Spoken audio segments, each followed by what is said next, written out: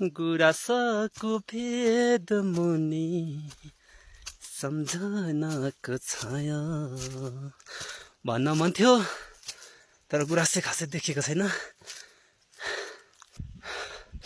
अहिले नै सास बढ्यो त्यहाँ अनि यसको टपमा पुग्न सकिन्छ त।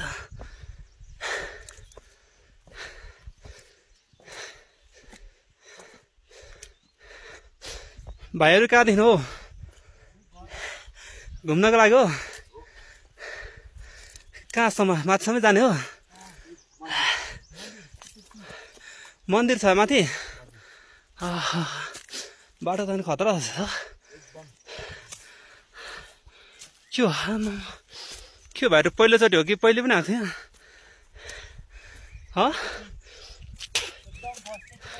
फर्स्टचोटि? ल अमन भाइहरूसँग माथिसम्म जानु पर्यो।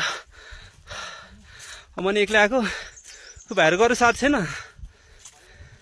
खासमा त साथी पो लिएर आउनुपर्छ र त। घरमै छोडेर आएको? ल ठिक छ। तर फेरि तिमीहरू साथी ल्याएको मलाई डिस्टर्ब हुन्छ केही छैन। त्यो ढुङ्गा चाहिँ ढुङ्गा हो क्या मायाको रे।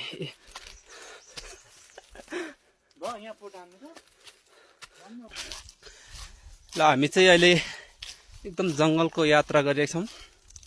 यो जङ्गलमा के जनावर पाइन्छ त्यो चाहिँ थाहा छैन, तर आज हामी कसलाई भेट्न हिँडेको भन्ने कुरा अहिले म तपाईँहरूलाई देखाउँछु। आज हामी एकदम स्पेसल चिज भेट्न हिँड्दैछौँ।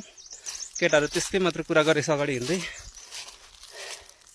यस्तो होला उस्तो होला आहा कति मजा होला भन्दै केटाहरू गफ गर्दैछ। केटाहरूको गफ सुन्न मजा आइरहेछ। फाइनली यहाँ चाहिँ गुराँस भेटिएको छ। यही हो हामीले खोजेको। वाउ, यही हो नि त हामीले खोजेको।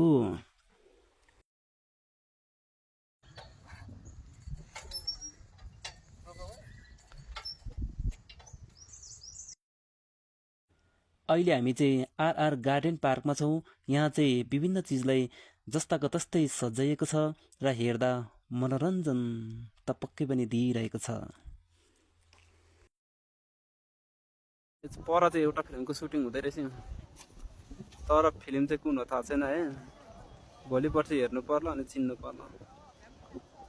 अब हिरोको अनुहार चाहिँ देखिन्न भन्नुपर्छ, जति जुम गरे पनि मोबाइलले देखाउनै सकेन।